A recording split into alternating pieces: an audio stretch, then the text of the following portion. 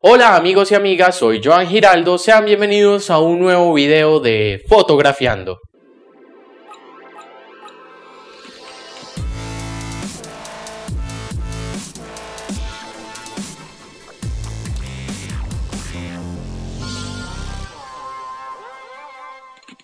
En anteriores videos ya habíamos visto dos términos fundamentales de la fotografía, que son la velocidad de obturación y la apertura de diafragma. Muy bien, el término del cual vamos a hablar hoy es el ISO, lo que para muchísimas personas antes de la fotografía digital era el ASA. En ese entonces, cuando hablábamos de fotografía análoga, el ASA era la sensibilidad que tenía la película a la luz. Ahora en la era digital, el ASA se convierte en ISO. ¿Y qué es el ISO?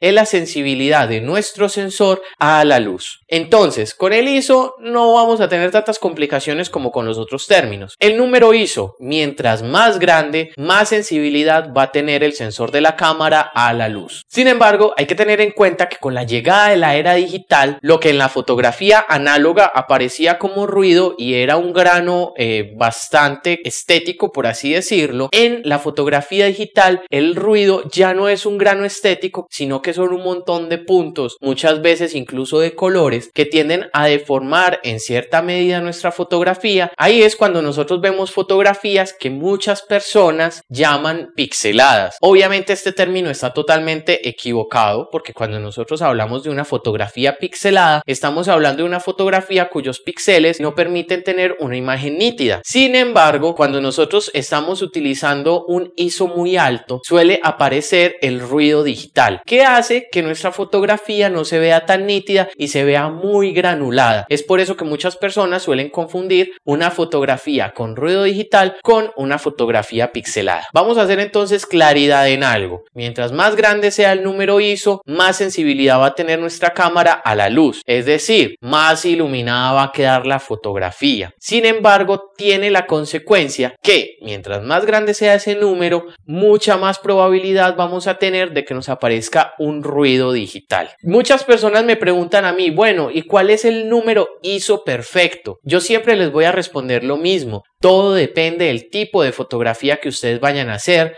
de las condiciones de luz y de la configuración que tengan ustedes en la velocidad de obturación y en la apertura de diafragma. En este punto del curso, por así decirlo, ya ustedes deben de tener claro qué es la velocidad de obturación y qué es el diafragma. Y es por eso que llegar a este tema del ISO sabiendo manejar estos términos es fundamental. ¿Por qué? Cuando nosotros ya sabemos manejar la velocidad de obturación y el diafragma, el ISO se vuelve un término fundamental porque nosotros siempre vamos a subir o a bajar el ISO en función de estos otros dos términos. Me explico. Vamos a suponer que vamos a hacer una fotografía a plena luz del día donde nosotros queremos capturar a una persona saltando. Queremos congelar ese movimiento. Como ya habíamos hablado en el video en el que tocamos el tema de la velocidad de obturación, para hacer estas fotografías que congelan el movimiento debemos de tener velocidades altas. Entonces vamos a suponer que tenemos una velocidad de 400 fracciones de segundo. Ahora, la apertura de diafragma. Nosotros queremos entonces que esta fotografía nos quede con una profundidad de campo reducida. Es decir, queremos que solamente esté enfocado el sujeto que está saltando,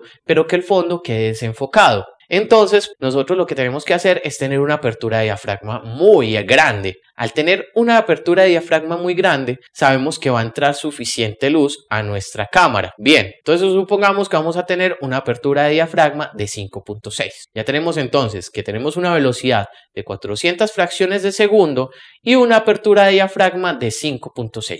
Cuando nosotros sabemos y tenemos claro que la velocidad no la podemos bajar y no la podemos subir, porque esa es la velocidad que queremos utilizar para congelar el movimiento. Y cuando tenemos muy claro que esa apertura de diafragma no la podemos subir ese número de diafragma, porque al cerrar el diafragma la profundidad de campo va a ser mucho más grande y van a quedar enfocados los fondos, entonces el ISO entra a jugar una función fundamental. ¿Por qué? Porque con el ISO nosotros vamos a lograr que nuestra fotografía quede mucho más clara o mucho más oscura. Es decir, vamos a lograr que nuestra fotografía quede sobreexpuesta sobreexpuesta o subexpuesta. Cuando decimos sobreexpuesta o quemada, estamos hablando de una fotografía muy iluminada, muy blanca, como dicen muchas personas. Y cuando estamos hablando de una fotografía subexpuesta, estamos hablando de una fotografía oscura o muy negra, como dicen algunas personas. Entonces, tenemos que quedar muy claros en ese sentido.